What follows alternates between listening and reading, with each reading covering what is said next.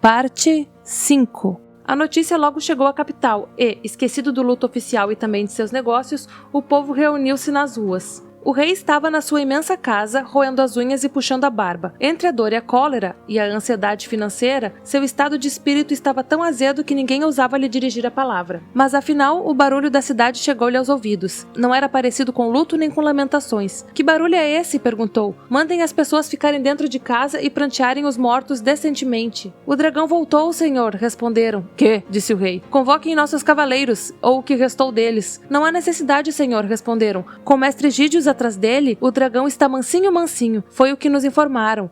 Valha-me Deus, disse o rei, parecendo imensamente aliviado. E imaginem que encomendei um réquiem para o camarada para depois de amanhã. Cancelem-no. Algum sinal do nosso tesouro? Dizem os relatos que se trata de uma verdadeira montanha, senhor, responderam. E quando estará aqui? Disse o rei, ansioso. Houve alguma hesitação na resposta a essa pergunta. Por fim, alguém reuniu coragem. Com seu perdão, senhor, mas ouvimos dizer que o fazendeiro tomou o caminho de casa, mas sem dúvida ele se apresentará aqui em trajes adequados na primeira oportunidade. Sem dúvida, disse o rei. Diabos levem seus trajes. Não foi correto dele ir para casa sem se apresentar. Estamos muito irritados.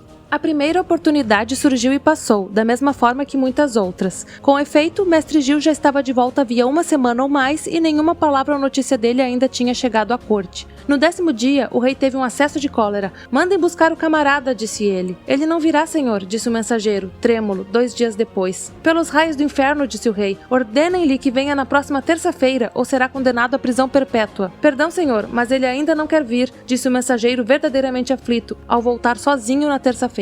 Com 10.000 demônios, disse o rei, levem esse pateta para a cadeia no lugar do outro. Agora mandem alguns homens trazer o caipira acorrentado, berrou ele aos que cercavam. Quantos homens? Perguntaram hesitantes. Ele tem um dragão, um morde-cauda e... Tolices e bobagens, disse o rei. Mandou buscar seu cavalo branco, convocou seus cavaleiros, ou o que restava deles, e uma companhia de homens de armas e partiu explodindo de raiva. Só que Mestre Gil agora tinha se tornado mais do que um herói do campo, era o bem amado do país. Por isso, as pessoas já não davam vivas aos cavaleiros e homens de arma que passavam, embora ainda tirassem o chapéu diante do rei. À medida que ele se aproximava de Ram, os olhares foram se tornando mais carrancudos. Em alguns povoados, as pessoas fechavam as portas e não se via um rosto sequer. Foi então que o rei passou de cólera inflamada a raiva surda. Seu ar era tenebroso quando finalmente chegou ao rio, na margem oposta de Ram, e à casa do fazendeiro. Sua intenção era arrasar a casa e queimá-la, mas lá estava Mestre Gil na ponte, montado na égua cinzenta com morde-cauda na mão.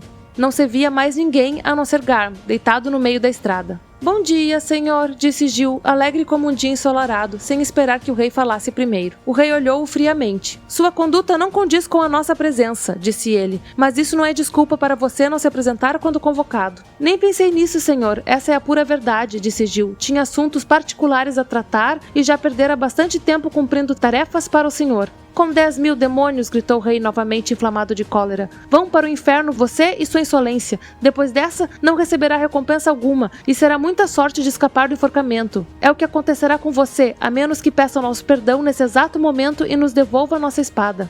É mesmo, disse Gil. Já recebi minha recompensa, creio eu. E na minha opinião, Morde-cauda está melhor comigo do que com seu pessoal. Mas afinal, para que todos esses cavaleiros e homens? Se veio me visitar, seria bem-vindo com menos. Se veio me capturar, vai precisar de muito mais. O rei engasgou. Alguns dos homens abriram sorrisos, já que o rei estava de costas para eles. Dê-me a espada, gritou o rei, recuperando a voz, mas se esquecendo do plural. Dê-nos sua coroa, disse Gil, uma frase espantosa, como nunca tinha sido ouvida em todos os tempos do Reino Médio. Raios! Peguem esse homem e o amarrem, gritou o rei, justificadamente enfurecido. Os homens de armas avançaram. Socorro! Socorro! Socorro! Gritou Garm. Naquele exato momento, o dragão levantou-se de sob a ponte. Estava ali oculto, na margem oposta, bem no fundo do rio.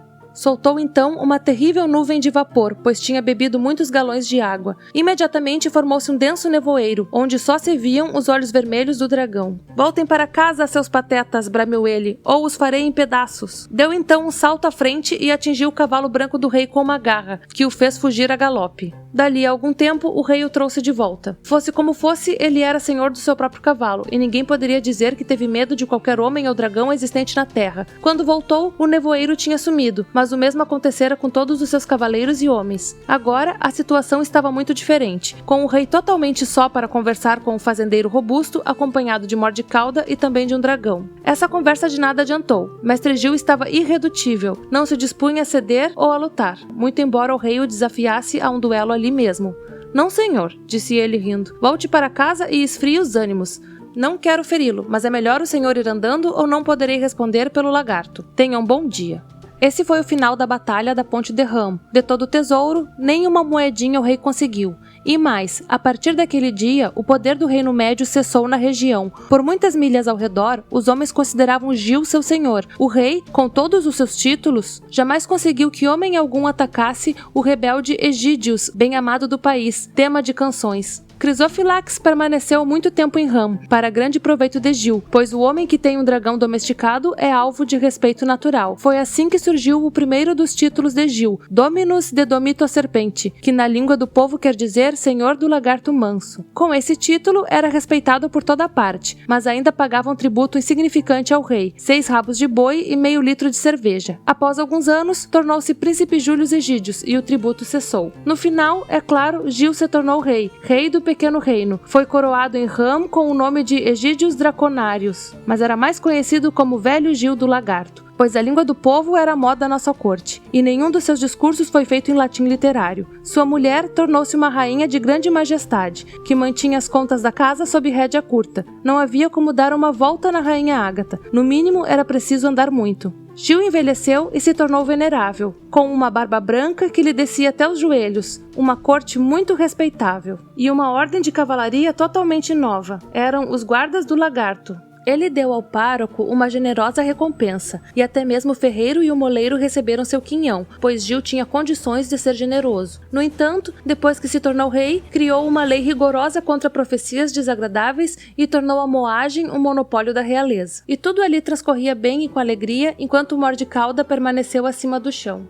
Pós-fácil. Crisófilax implorava com frequência por liberdade, e alimentá-lo se tornou dispendioso, pois ele continuava a crescer, tal como acontece com dragões enquanto viverem. Depois de alguns anos, quando Gil já se sentia firmemente estabelecido, resolveu deixar o pobre lagarto voltar para casa. Despediram-se com expressões de mútua estima e com um pacto de não agressão por parte de cada um. No fundo de seu coração cruel, o dragão nutria por Gil um sentimento tão afetuoso quanto um dragão poderia nutrir por alguém. O fato era que ele ainda possuía um tesouro enorme em casa, na caverna, como Gil suspeitava. Ele voltou voando para as montanhas, devagar e com muito esforço, pois suas asas estavam destreinadas, depois de tanto tempo sem uso, e seu tamanho e couraça tinham aumentado enormemente. Ao chegar em casa, de imediato expulsou o jovem dragão que cometera a temeridade de fixar residência na sua caverna enquanto estava ausente. Dizem que o barulho de luta foi ouvido por toda a Venedótia. Quando, com enorme satisfação, derrotou seu adversário, Crisófilax sentiu-se melhor, as cicatrizes de sua humilhação foram amenizadas e ele pôde dormir por um bom tempo.